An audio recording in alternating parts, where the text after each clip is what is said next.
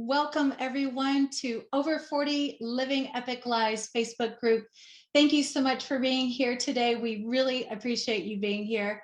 And for those of you who are catching us, if you will, let us know if you're watching live or on replay, and let us know where you're coming in from. We always love to hear all the different cities and states, and we even have some people that watch from time to time from other countries. So let us know.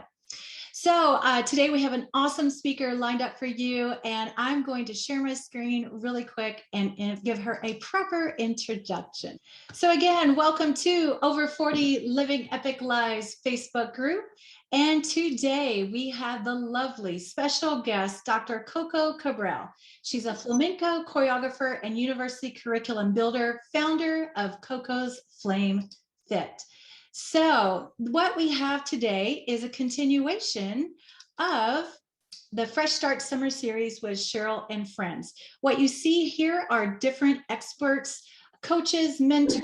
All of them are leaders in their industries. They've been featured on TV and different media, and they're all here to share a different story of something they've overcome and how it led them to the career they have today. And for those of you who are new to me, my name is Cheryl. I'm an author, speaker, mindset coach, and aerialist, and I'm 53 years young. I have been a producer and host of a mind and body fitness TV show, a founder of a 7-time award-winning boot camp, and founder of a wellness company. Throughout my life, I have endured everything from mental and physical abuse to being diagnosed with advanced arthritis, losing my career and long-term boyfriend, and more. Starting over in my 50s was one of the most unexpected challenges I've ever endured. And ironically, it's proven to be the best thing to ever happen to me. I specialize in helping women and entrepreneurs over 40 discover where their blocks are, how to rewrite their story and create the life of their dreams. The methodologies I teach are the very techniques I use to transform my life from feeling like my best years were over to finding my light, writing a book, starting 2 new businesses, and attracting the man of my dreams, and more. Now, what's my point in telling you this? It's because it's never too late to have your epic encore. And speaking of epic encores, this group is all about mindset, and it's about living an epic life over 40. So if you know someone who would benefit by being in this group, please take a moment to invite them today.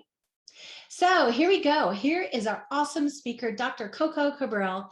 She is the Flamenco-Dancing MD and founder of Coco'sFlameFit. Draws from 30 years of award-winning professorship in anatomy, physiology, and flamenco dance, and her own victories over bulimia, bullying, and a back injury to help women choose their joy over their chaos and turn their desires into a body-confident lifestyle through safe, MD-designed, sensuous flamenco movement. A graduate of Northwestern University's prestigious honors program in medical education, Coco has been featured in The List, ABC 10's Your California Life, Spectrum News 1 LA, and an Authority Magazine, Thrive Global Magazine, and Pregnancy Journal. She's been a wellness panelist for Digital Hollywood and has been interviewed on several podcasts, including Birth Reimagined. Her podcast interview for Northwestern Intersections was voted one of the top 3 podcasts of 2020 by Northwestern University alumni around the world. Wow. Yeah, that's Dr. Coco. So before we bring her out, let us know if you're watching live or on replay. And if you will, drop a comment down below. Let us know one takeaway, something you're really enjoying about this talk today. All right, with no further ado, Coco, please come on out. All right, making a grand entrance for you. Hi, Coco, how are you today? Good. How are you, Cheryl? Thank you for bringing me on. Just an absolute honor and pleasure and thrill. Oh, thank you. We're so happy to have you here, and I can't wait for everyone to learn more about you. So if you will, tell us your name again and tell us what you do in a nutshell. I'm Dr. Coco Cabrel, the Flamenco-Dancing MD, and I help mostly women, though we do have some guys pop in, to choose their joy over their chaos and turn their desires into a body-conscious, body-confident lifestyle through safe, MD-designed, sensuous flamenco movement. I love that. I love it. Okay, so as you know, this group is about mindset. We're all about overcoming different challenges. And each and every one of the speakers we've had this summer, they've all been sharing something that they've overcome. And it's so appropriate right now, especially since the past, 18 months. It's good to hear how others have overcome different challenges, whether it was just last year or years ago. And it all gives us a glimmer of hope, and it gives us, a few more tools in our tool belt that Mm. helps us overcome different situations. So if you will, share with us some of the challenges you've overcome and how it led you to the career that you have today. Yeah, I'd actually like to tell you a story about my back injury that you mentioned in my intro. Even though that happened, oh my goodness, like over 20 years ago, probably about 25 years ago, um, the students and clients that I'm working with now inside of my program that I actually started during the pandemic. So many people, and most of those clients are in their kind of late 30s all the way through into their 80s, but many people are dealing with either fresh injuries or old injuries that still nag them, recovering from surgeries, whether they're recent surgeries or old surgeries, and using the movement that I've designed to rise above these injuries. So I thought what I would talk about today is my experience overcoming my injury all those years ago, because I bring that with me every single day, every single class. And so what was happening at that time was I've been a dancer my whole life, like since I was 5, taking ballet and tap and modern and Philippine folk dance and Tahitian dance, Hawaiian dance. And I discovered flamenco as an adult after I had my eldest son. So at the time I was 30, so new to flamenco. And so I was doing that for a few years. I was in a dance company in Chicago, and I was playing the part or dancing the part of Desdemona in a very, very famous Spanish choreographer's sort of premiere of a flamenco ballet, Otello. So I was dancing Desdemona, and we did that show. And after that show, it was the week after, I was sent off by the director of the company to do a small show. So I go off and I do the small show, and it was after the show. I've never injured myself dancing. I always injure myself not dancing. I'm very clumsy outside of dancing. And after the show, I was goofing around with these little girls who came backstage, and we were all holding hands in a circle. And I thought I would have fun and say, ooh, let's twirl around while we're holding hands. And so we did this twirl holding hands.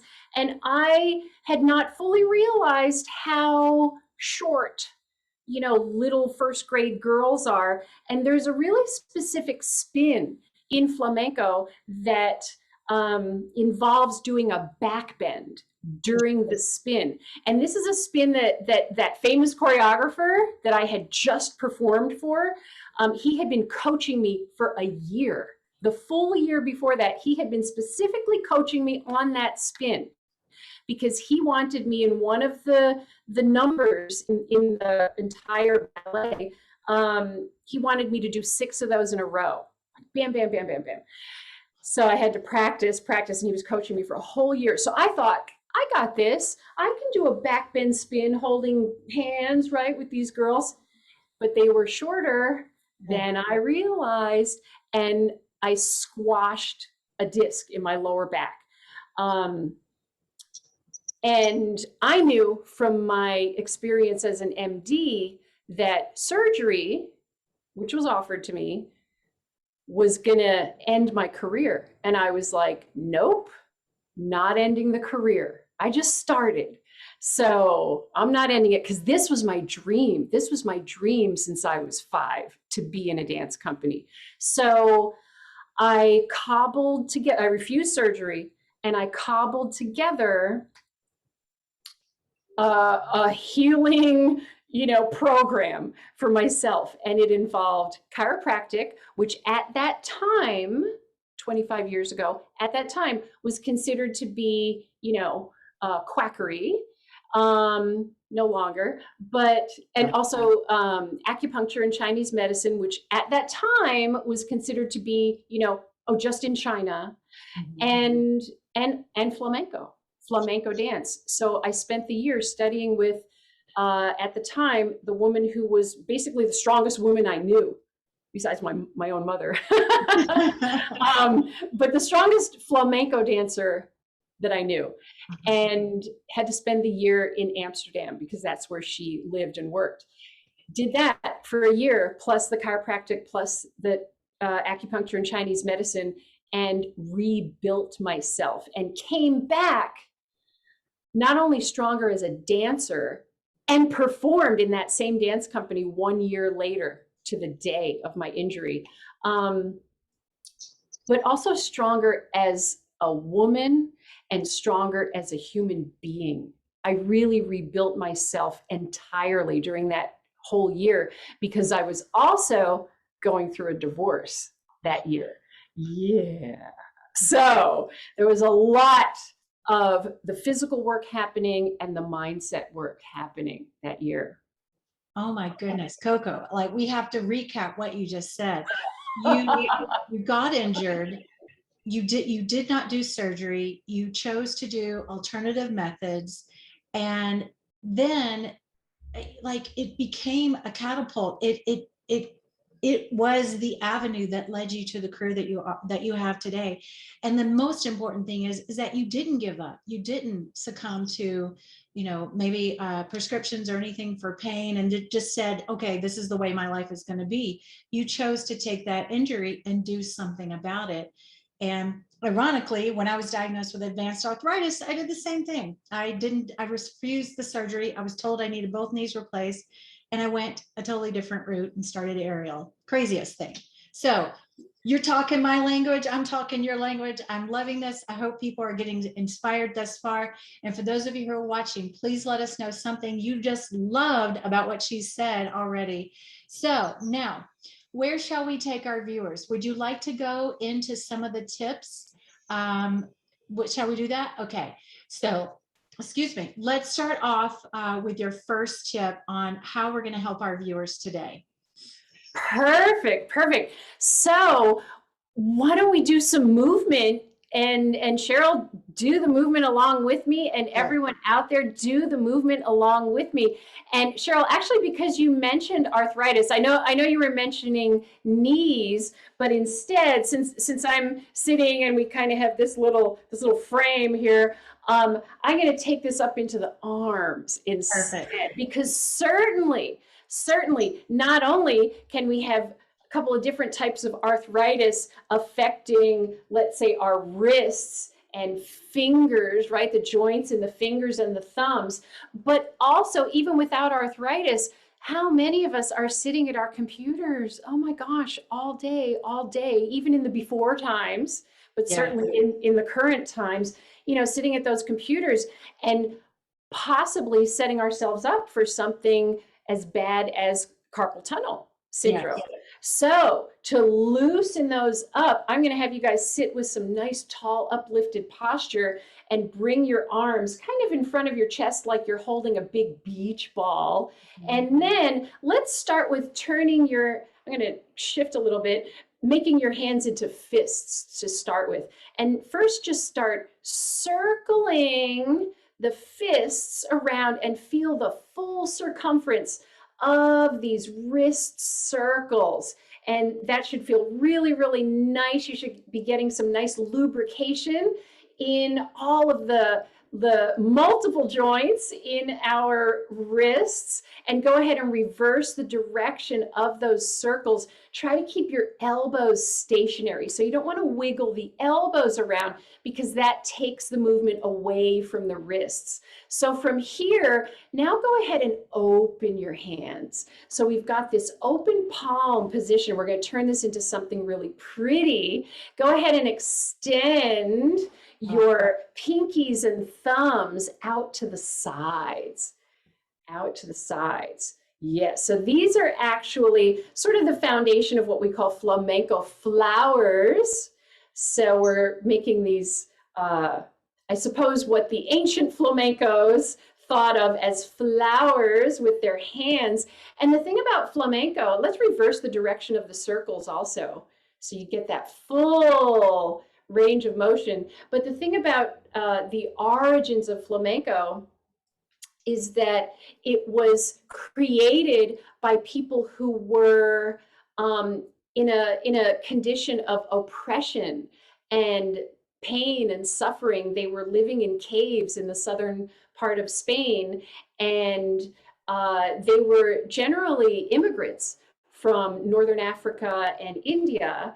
And the Catholics from the north were pushing them out of the south. And so in the middle of this, they created this music and this movement to the music to, we can reverse the direction one more time, to deal with their suffering and overcome, like dig deep into the pain, into the suffering, into the oppression, and pull something out of it and create something beautiful from all of that chaos. And I talk about, finding joy, choosing your joy in the middle of your chaos. And this is exactly what they did in the Middle Ages, in those caves in Spain.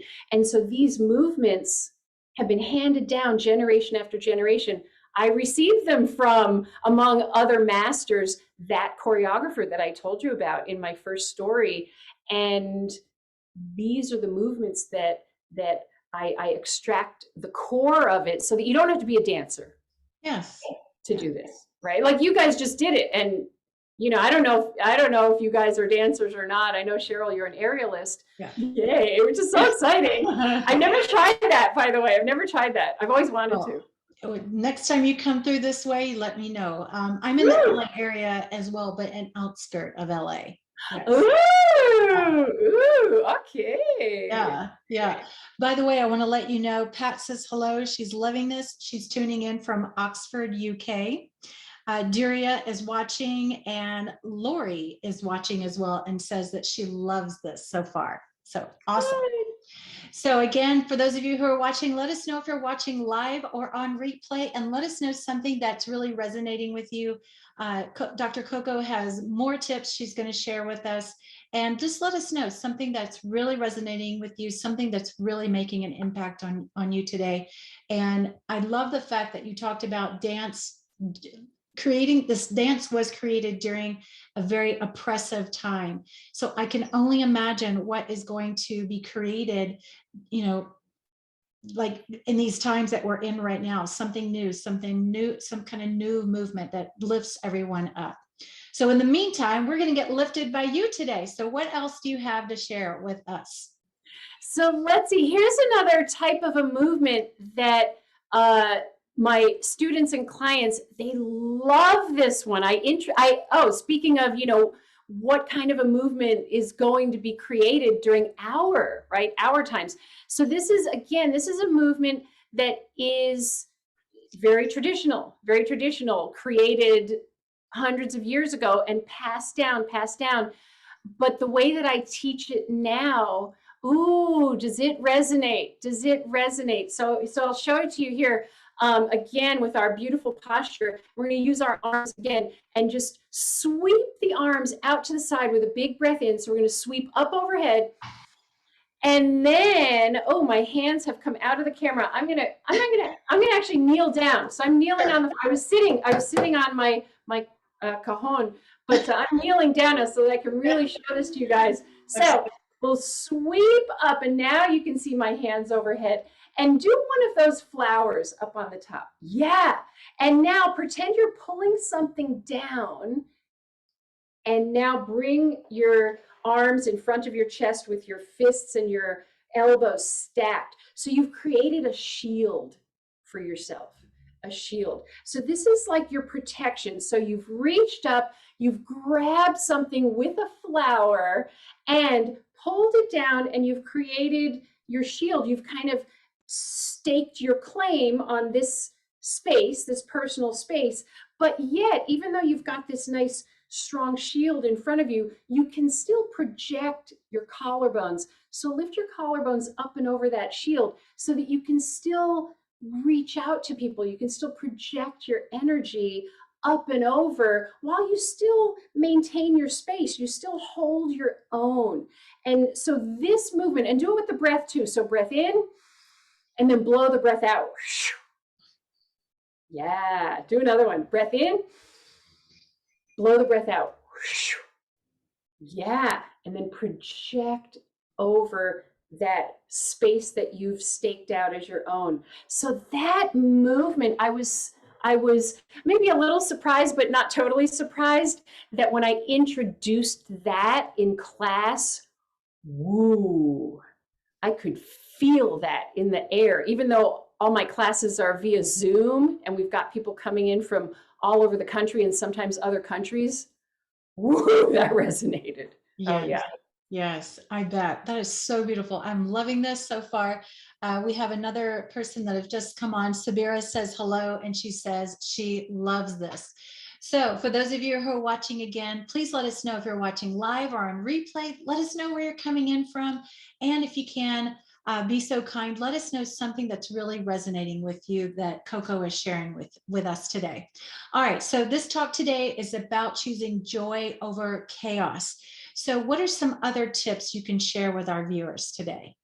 Yeah, so specifically to speak to, choosing that joy while you're in the middle of the chaos, I always think back to one of my favorite scenes in all of film, which is that third Indiana Jones film where the father has just been shot outside of the whole cave thing, and so he's bleeding, and Indy, hurry, hurry. And then Indiana Jones has to go through using the father's notes from his book of clues. He has to go through all of the challenges.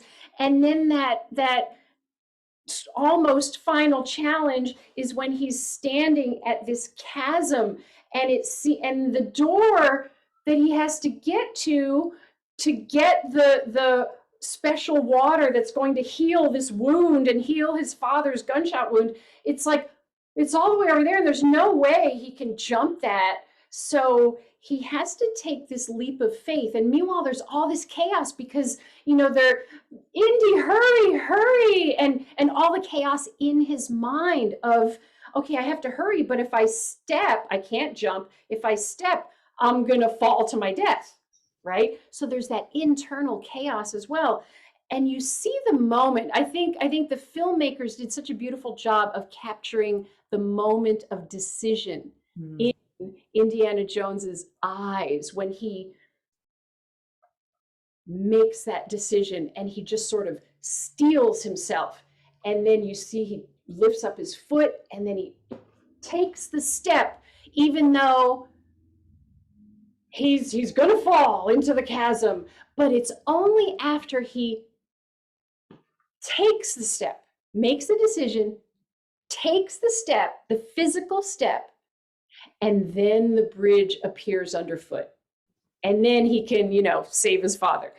And so I think about that scene so much when I think about this process that I coach people on how to choose that joy, how to, acknowledge the chaos happening around you, happening inside your mind, see what is the solution, right? And see, there are going to be some things that are maybe going to stop me from making that choice, taking that step.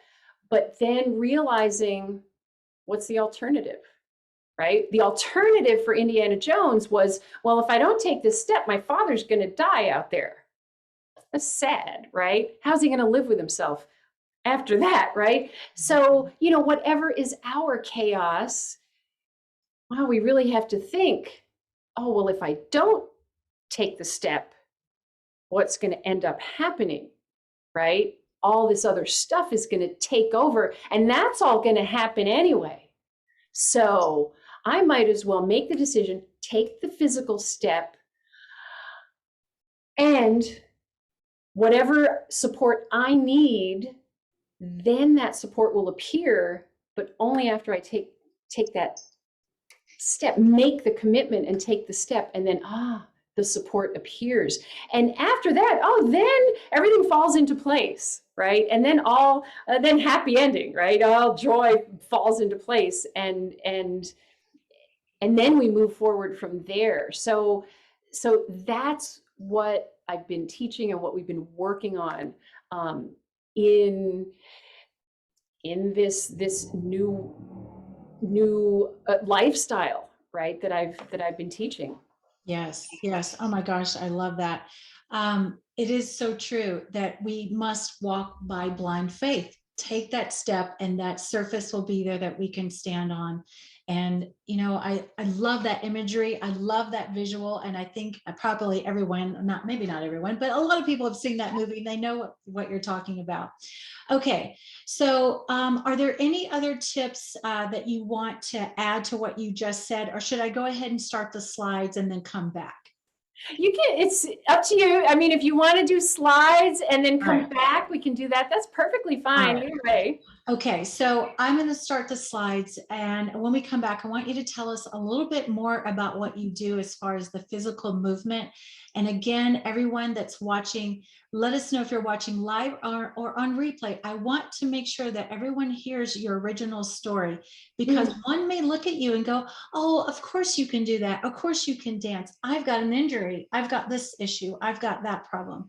And you were there. You walked down that road, and you chose a different route versus letting that story hold you back. You chose to have that story empower you. So here we go. All right, I'm going to share my screen real quick and show everyone how they can learn more about you. So thank you again, Coco, so much for coming out today. And for those of you who are watching right now, this is Coco's website, Coco'sFlameFit.com. You can also find her on Instagram with the same name. You can go to Facebook and find her under the same name. You can also find her on LinkedIn. And for those of you who are watching right now, I'm going to take these addresses and I'm going to put them into the chat so you can just click on them. And let's say maybe after some few weeks or months, you might forget those. You can always go to CherylBroughton.com/guests. And I'm going to have a running tally of all the guests that have been here for the summer. Now, Coco, is there anything you want to tell us? I'll tell you what, let's just come back on. When I come back on screen, tell us more. All right. Let me finish up my slides. I keep doing something a little different today. All right. So for those of you who would like a copy of my book, it is called Your Epic Encore. You can go to CherylBroughton.com or go to Amazon and you can get the print or the digital version. Thank you again for watching, everyone. Again, let us know one takeaway, something you have really enjoyed from today. All right, so Coco, tell us a little bit more about that website and what you do. Like, how can people get in contact with you and enjoy the flamenco dancing? Yeah, you can definitely check out the website. There's plenty of information on there about classes. There's even a little video that shows sort of like how a typical class just sort of goes. Lots of things that students and clients have said about class, including from our eldest, who is 87, and her great comment there was that she wants to stay with me till she hits 100. So all sorts of things in between. I am launching actually this weekend a special part of that program that's specifically geared towards pre-pregnant, pregnant, and postpartum women. And what I realized, I think I realized it only just yesterday when we had our little pre-party, was, wow, there are women in there who are in their 40s. And I have 4 children. 2 of them are adults and 2 of them are still teenagers. I had those, so I'm coming in at 56 years young, and yeah, and yeah, I had my two teenage boys who are currently teenagers at, let's see, 40, how old was I? 41, and then almost 43. So I feel like, you know, because this group, you know, we're talking to women who are mostly women who are, you know, sort of heading into this encore. I feel like, I've kind of this weekend sort of remembered for myself and circled back around to some of these women who are now in their 40s and, you know, working on getting pregnant or currently pregnant, and remembering what that was like for me. And, you know, realizing that, wow, that's kind of a continuum, and like maybe like maybe tipping point is kind of a good word, something like that, like a fulcrum or something like that, a transition or something like that. So so that's happening. So you'll see that on the website. And then the other thing is that I do have a subscription membership for my I'll call it regular program. So not pregnant, pre-pregnant, or postpartum, but the program that I've been doing since the day after Thanksgiving of 2020. And that subscription membership, I'm actually going to be closing to new members on September 21st. September 21st, and I'm going to be focusing on whoever is inside the membership as of September 21st, whether they've been with me from the beginning or whether they're new on the 21st, we're going to be enjoying a whole bunch of new stuff that I'm going to be launching inside the membership that's going to be just adding to all of the good stuff that we have. So, so you'll see that in there as well. Awesome. Wow, Coco, this has been wonderful. And everyone says that they're loving this. And you are such a joy to talk to. You do exude this bubbliness, and you just have great energy about you.